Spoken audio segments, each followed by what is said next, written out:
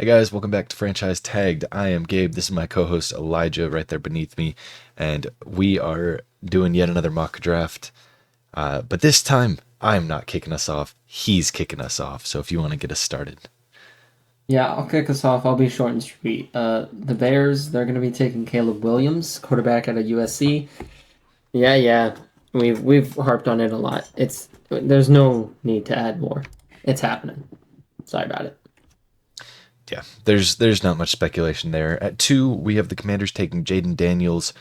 Uh, it could go either way. They could go Drake May. They could go Jaden Daniels. Reportedly, they traded Sam Howell because he was too competitive for them to feel comfortable with him taking a backup role.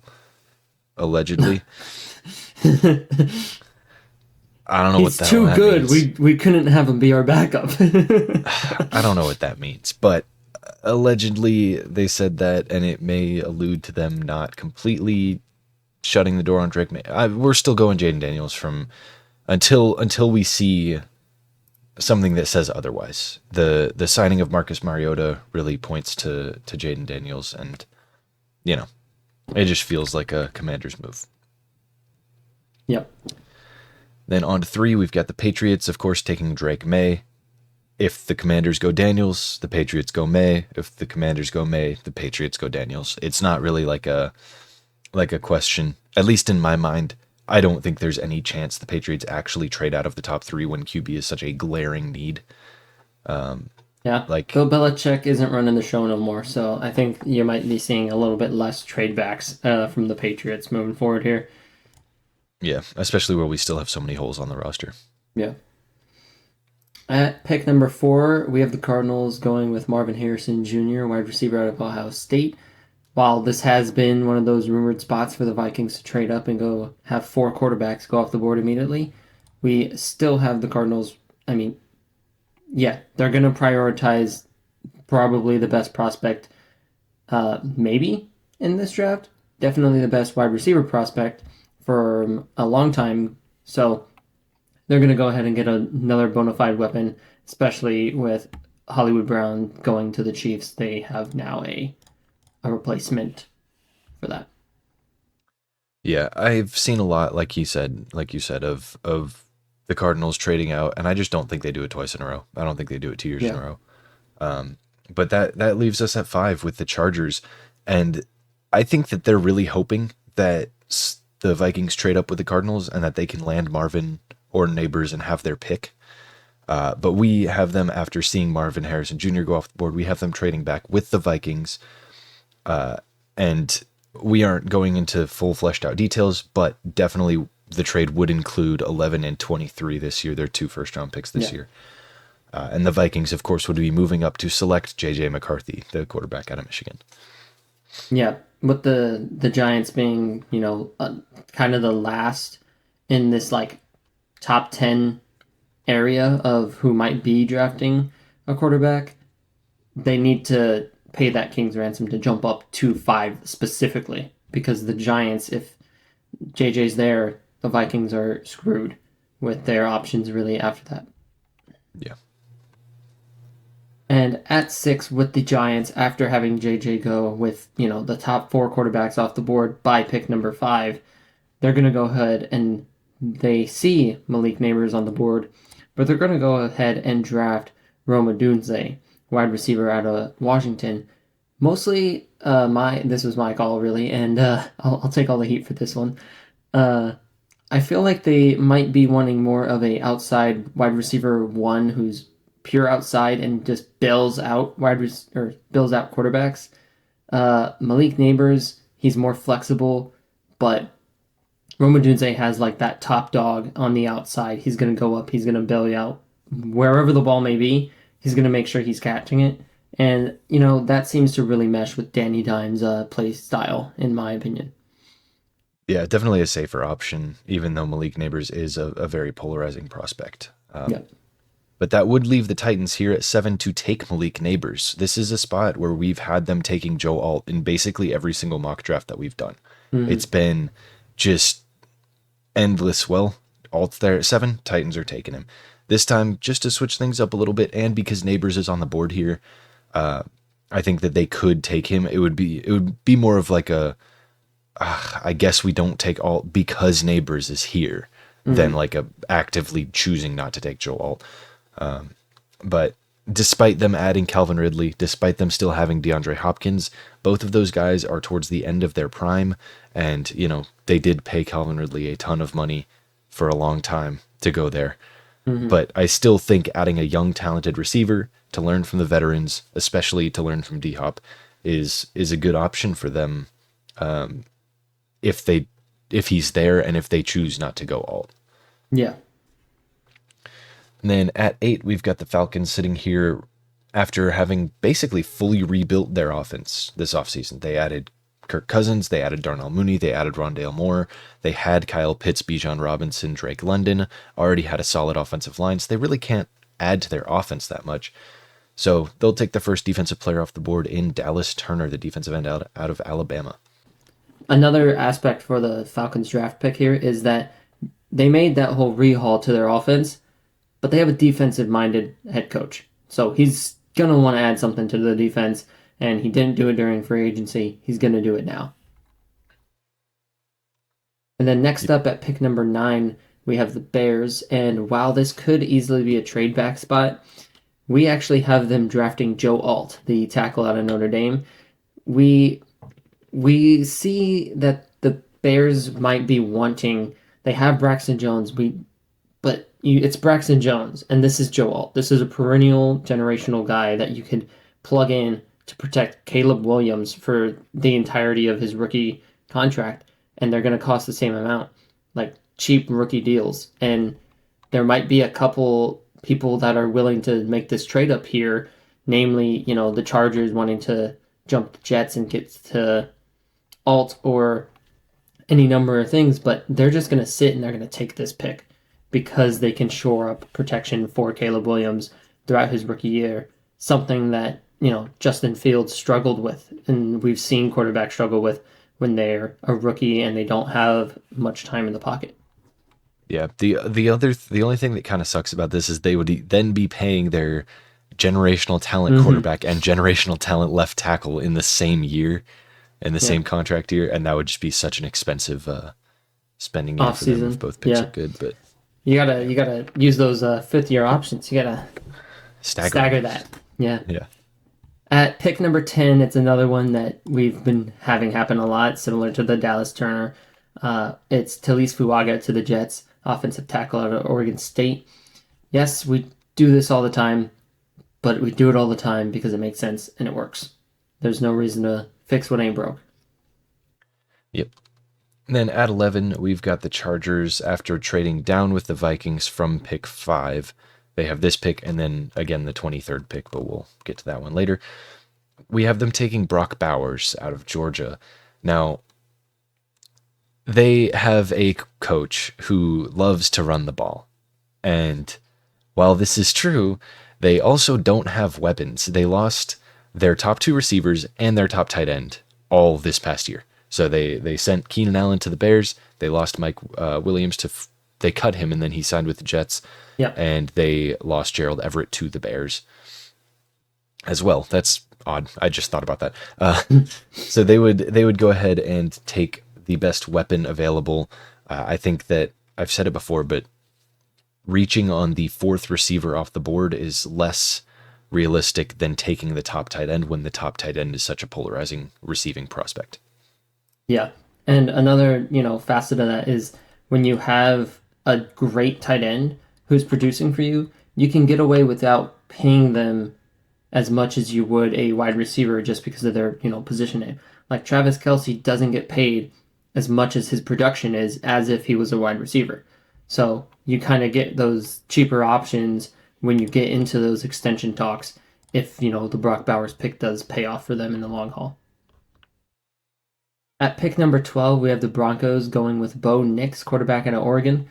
Um, we've been teasing this. The Broncos trade back likely. The Broncos trade up for Bo Nix. The Broncos do this or that for quarterback. But as the Broncos, who really didn't throw the ball past the line of scrimmage much with Russell Wilson, they're going to get a guy who's very familiar with not throwing the ball past the line of scrimmage, as he's done it for years on years in college. So this is a guy that, yeah, he might not have the great skill set that a lot of teams are looking for, but they can see that he knows the scheme. He's going to play that kind of role, the completion percentage role where you're just getting those completions and you're having your guys make the yards after catch for you. And I mean, honestly, it's hard to project Poe next to anywhere but the Broncos because of that specific scheme fit. Yep. And at pick 13, we have the Raiders selecting Terrion Arnold, a DB out of Alabama. They need back end help for the defense, and considering the additions they made to the defensive line in free agency, and the fact that they're sitting here with no DBs off the board at 13, they can go ahead and take the first DB off the board. So they're going to get themselves a versatile corner who can either be nickel or outside, depending on how they want to move around their defense. And he aids in the run game, which is something that they'll need to do with that kind of growing pain offense they're going to be having. They're going to need a strong defense that can't like get the ball ran on them and really let them be taken out of games. Yep. Then at pick 14, we've got the Saints taking Olu Fashanu, offensive tackle out of Penn State. They need several things, but offensive line, I feel like, is one of the more realistic ones here. Olu is regarded as one of the higher tier tackle prospects this year, and I think that them being able to land him without trading up for him is a godsend for their team. They would be able to replace Trevor Penning. They'd be able to protect Derek Carr for this year, and then whoever the future is at quarterback for them, because I think it's pretty evident that it's not Carr. But Yeah. I think putting a more solid team around Carr and then the next guy is a good option for them, and Olu is the way to do that. Yep. At pick 15 with the Colts here, we have them going Quinyon Mitchell, DB out of Toledo. While this could be a wide receiver, and we keep kind of toying with that idea, it's kind of hard to value a possible wide receiver 2 to 3 versus just a starting outside corner here. And so we have them going with Quinyon Mitchell, but personally I'm a little sad we're not getting Richardson some better weapons throughout this. But I mean, you got Josh Downs, you got Michael Pittman still. It's going to be a good year for them offensively. Just shoring up that defense with this pick here. Yep. Here at 16, we've got the Seahawks taking Jackson Powers Johnson. I believe this is the first time that we've had him come off the board this early. And there are arguably better offensive line prospects, but I think that Jackson Powers Johnson is one of the most surefire hits, especially on the interior of the O-line. He's widely regarded as just like this versatile guy that could play any of the guard spots or center. And the Seahawks need help at all three spots. So having a guy that you can plug and play whichever is your weakest spot is going to be really valuable for them. And yeah, taking a center at pick 16 is kind of early, but that positional versatility, I think, makes it more valuable to the Seahawks, especially when that's kind of their biggest need. And something that we haven't really talked about much is that they're changing regimes, they're changing head coaches, and they're not really like a bad team. Like there's no gaping holes anywhere on that roster except for the interior O-line.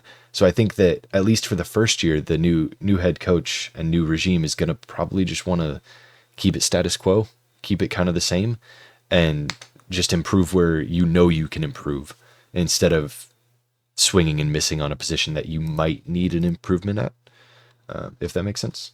Yeah, like the biggest shocker for the Seahawks was Pete Carroll's news, and then secondly the like cutting of Diggs and Jamal Adams. But it's just money moves at that point, and then like as you said, they're gonna want to maintain as much continuity year to year, despite those few moves and cuts.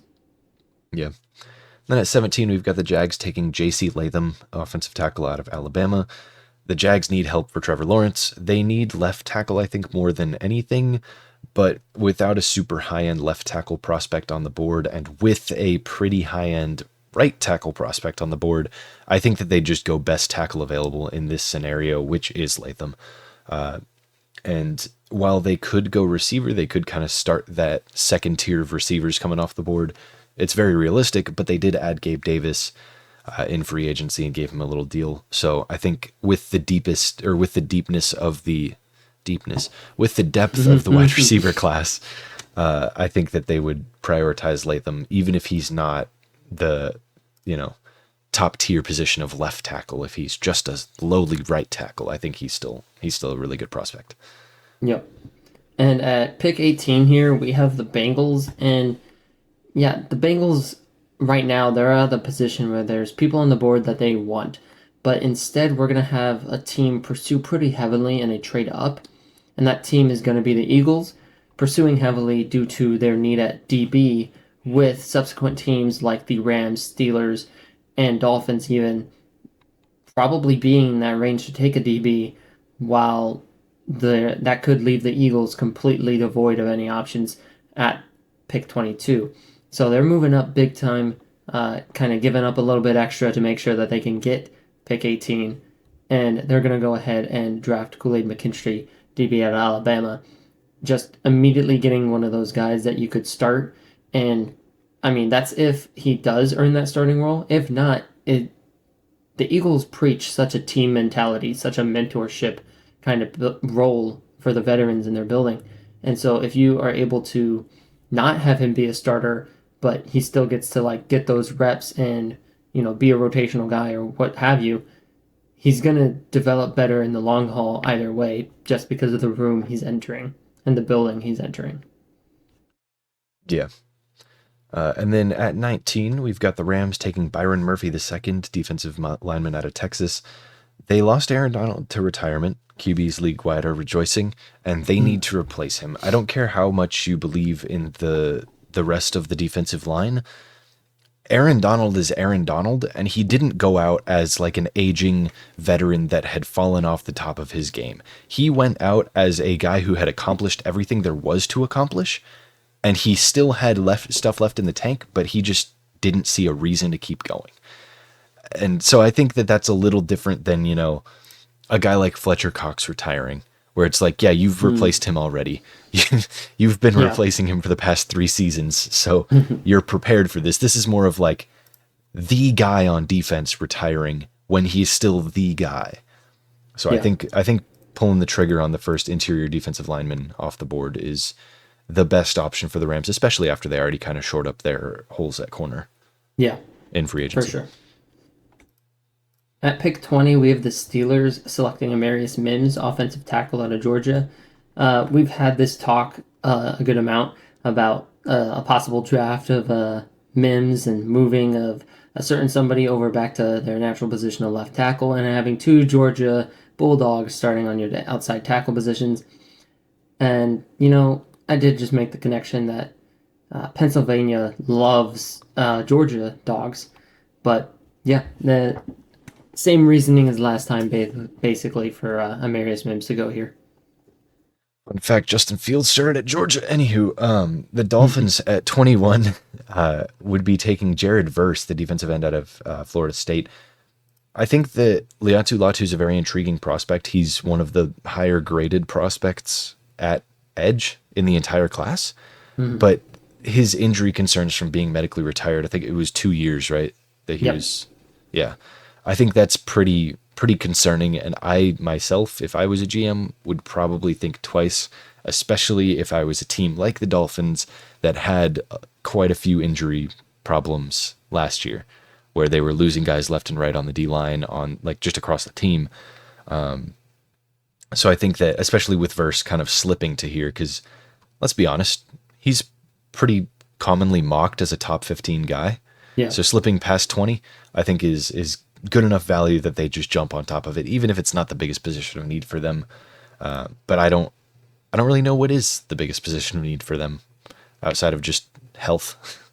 Yeah, they have a injury-prone team. The positions just happen to rotate on who's going to get hurt year to year. But at pick 22, after their trade back with the Eagles, the Bengals are sitting here, and they are going to go ahead and select Graham Martin, offensive lineman out of Duke. After getting the extra capital, they're going to make this reach look a little bit less reachy, and they're going to get a interior offensive talent that can play any of the interior roles and kind of solidify the rebuild of the offensive line for Joe Burrow. We've seen him have multiple season-ending injuries, and they kind of stem from a lacking of the offensive line.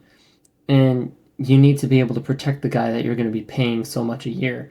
So they're going to take a page out of the Chiefs book and just look to really add to their offensive line in one offseason.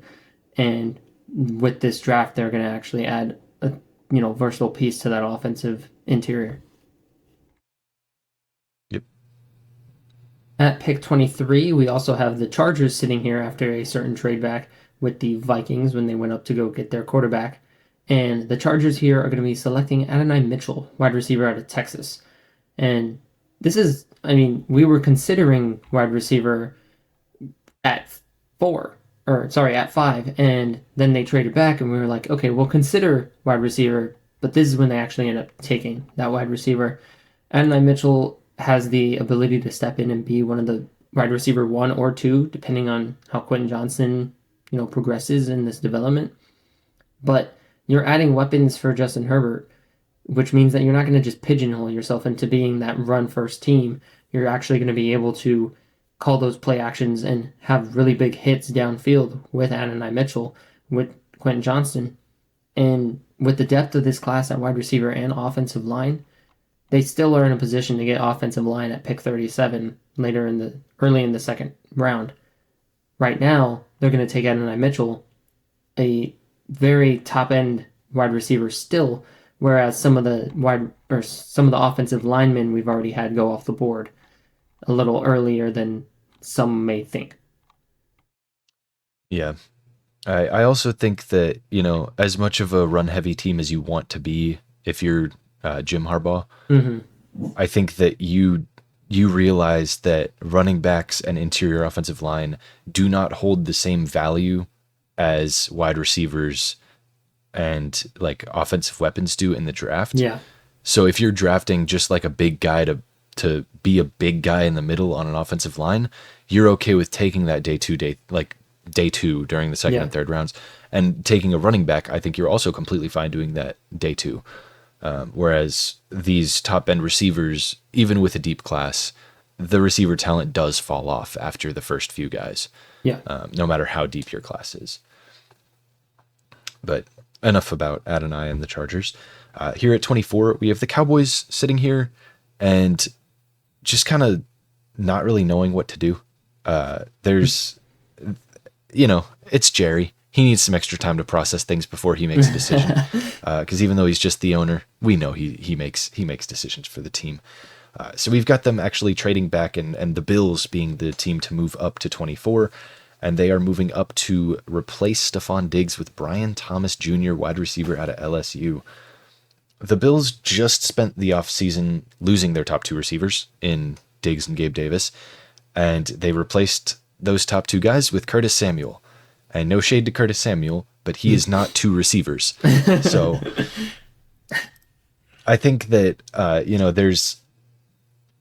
there's been a couple of crazier mocks that I've seen where they send a kind of Julio Jones-esque offer to get Marvin Harrison or Malik Neighbors, whoever the Cardinals or Chargers don't take. And I think that while that can happen, I think it's much more reasonable for them to move up 4 spots and take Brian Thomas, who is another top-end talent at receiver, rather than just kind of sabotaging their future to grab a bona fide wide receiver 1 instead of a possible wide receiver 1. Yeah.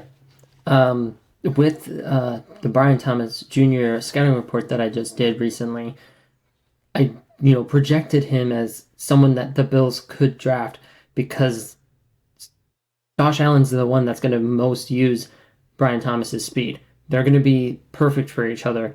And in that video, go check it out, by the way, there's not exactly a path that I gave Brian Thomas for being that 1 to 2 guy, but Josh Allen can make him a 1 to 2 guy. So I definitely think that, going up and trading up to get Brian Thomas Jr. is effectively replacing Gabe Davis pretty easily. And yeah, they still have that lackluster Stephon Diggs, but they don't have that Stephon Diggs paycheck anymore. They're going to take that cap hit and they're going to move on and have the next 4 years with Brian Thomas and his rookie deal. At pick 25, we have the Packers selecting Nate Wiggins, DB out of Clemson. The Packers just need a little bit of secondary help, and Nate Wiggins being here, that speed, the length is he's perfect for this spot. And so cheeseheads rejoice. We have Wiggy Poo fall into you. Horrible. And at pick 26, we have the Buccaneers selecting Liatu Latu. We've done it before, and we've got that same reasoning that Joy Tryon Sharinka, he rushes from the edge sometimes. We're not so sure we want him rushing from the edge sometimes. So Liatu Latu being that pure pass rusher to go ahead and do that and let Joe just stay in space, I much prefer that for their team. Yeah, I feel like the Packers, Bucks, and Rams are all teams that have a similar feel where they're just difficult to draft for. They don't have any gaping holes anywhere, but they have plenty of spots that can be improved. And they're also far enough Yeah. down the draft board that the players that are still here aren't necessarily massive improvements. So it's just kind of like it's almost a vibe based pick every time, but it always kind of works out. But Yeah, it's anywho, like we need the talent to drop to them for it to actually make sense, like Wiggins, like Latu. yeah.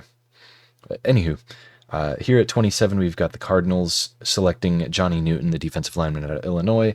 They took offensive help in the top 5 with Marvin Harrison Jr. this draft.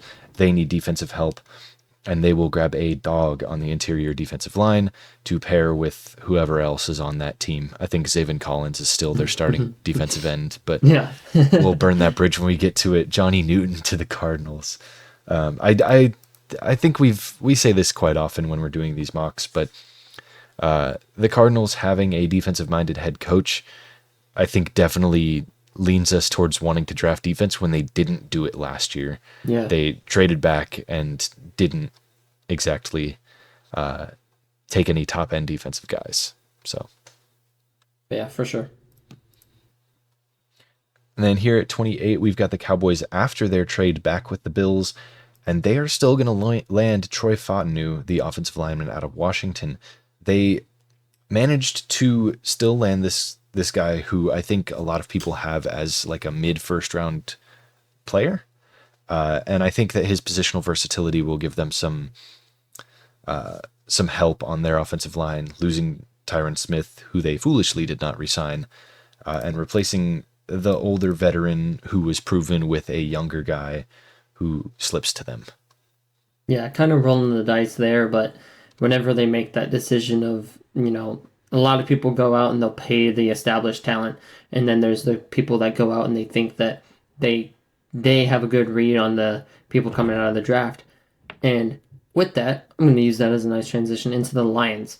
Brad Holmes always seems to have these outlandish picks, especially if you look at last season and during the draft. These outlandish picks that everyone's scratching their head about that all work out in the end. And this one isn't so much as that head scratcher, but more so of him building on his love for schools like Alabama and Iowa, drafting Cooper DeJean, DB out of Iowa. They need corner help. They just lost C.J. Gardner-Johnson to the Eagles once more. So I feel like he could play safety. We don't want him to play safety. We want that white corner to come back. Yeah, represent. But, Troy Apke's been gone for way too long. We need another one. Yeah, but I think that Brad Holmes is going to be so excited drafting another Iowa prospect that he might just actually hit an RKO on Dan Campbell into the tables of their draft room. Yep, sure. I'm going to be inserting a picture of Troy Apke somewhere in there. Somewhere. Anywho, here at 30, we've got the Ravens sitting here, and they don't have too many needs. I feel like they're a pretty solid team, but they are losing Odell, and whether or not you think Odell's production was crazy good or not so great, he was on the field a lot. He was their wide receiver too, and he did perform and have an impact on that team. So we have them going with Keon Coleman, the wide receiver out of Florida State. Now, Troy Franklin is on the board here, and a lot of people don't really like Keon Coleman.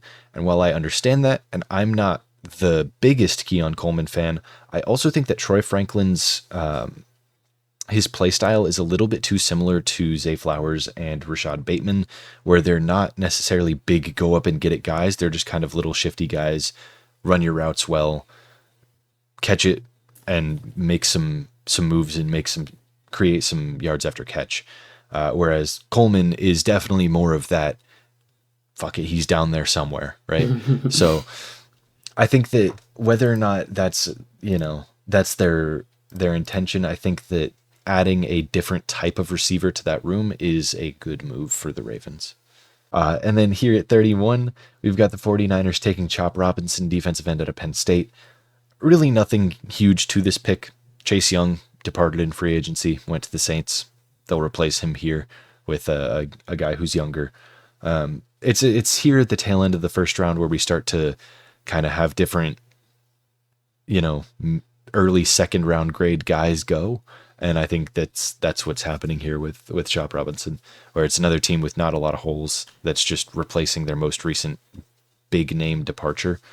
And that is the Chop man. Yeah, in regards to this pick and kind of adding some more validity to it, they felt the need last season that they needed to make that trade for Chase Young. They needed to spend draft capital to get that 1-year rental for their Super Bowl push. So why not actually spend a draft pick on a 4-year player for a continued Super Bowl push? Just seems to make sense as opposed to getting that offensive line or targeting another position. They already showed interest in this position. Why not have them double down? Yeah. And at pick 32, we have the Chiefs selecting Troy Franklin, wide receiver out of Oregon. They might have just lost a wide receiver. We won't go too heavy into that details. But Troy Franklin isn't the greatest in terms of his schematic fit, as you kind of likened Keon Coleman to being similar to Zay and Bateman. I would say that Troy Franklin is similar to Rashee Rice or Hollywood Brown, but with one of those guys maybe not being there, and, why not build your team back up to have that speed threat and have Hollywood Brown also there with him. Just add some more verticality to a team that had to dink and doink its way down the field this past season. I think locking up a wide receiver here kind of resolves that, especially if Rashee Rice is out of the building. Yeah, and I think also we had Xavier Worthy going here at 32 to the Chiefs in a past mock. I think bringing in Hollywood kind of eliminates that. They've got their primary speedster. Yeah. Troy Franklin has good speed. Don't get me wrong. He's fast, but that's not what he makes his money on, like Xavier Worthy or Hollywood Brown. Yeah. Yeah, that rounds out the first round, our sixth mock. Let's get it. Sixth official mock. I think we've got get it done. Yeah. We got the chaos mock in there as well, of course. Mm-hmm. Our fun mock. Check that one out if you want to have some giggles. Yeah, some giggles in that one, definitely. Go check out the scouting reports. I am going to try to include them up in the little iCards up there whenever we mention their names, but I don't know if I'm gonna be that good at it and actually remember to do so. So bear with me if I didn't. Yeah, let us know your thoughts. This one we went, I don't know if I'd say crazy, but we made some picks that weren't necessarily. We made some head scratchers. I will be the first to admit. Yep. We then went through and redacted some of those and made less head scratchers, but we did have a very heavy head scratcher mock this time around. Yeah. Our next mock coming up here in 2 weeks is going to be our official mock right before the draft. So keep an eye out for that one. That one's the big one to watch if there's one to watch. And then, as always, let us know. Let us know your thoughts. Who you want your team to take. What you think the least reasonable pick was, and then what you think the most reasonable pick was outside of the top 5. Yeah. Well, don't say the giffies. Come on. Say it with your chest. All right, y'all take it easy. Yep. Deuces.